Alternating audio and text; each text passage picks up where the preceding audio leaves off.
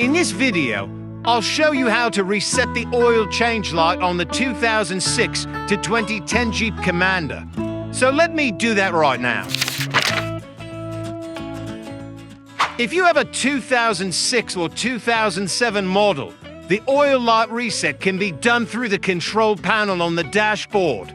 So the way you reset is: Step 1. Insert the key and put the ignition on. Step 2.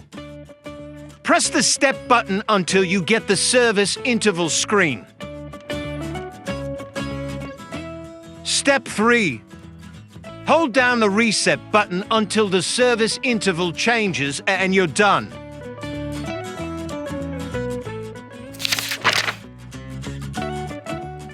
On the 2008 to 2010 Commander, you can reset it by using the gas pedal.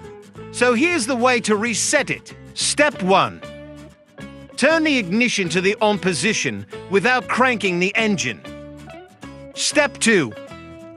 Pump the gas pedal 3 times so you can get rid of your oil change indicator, and then that should reset it.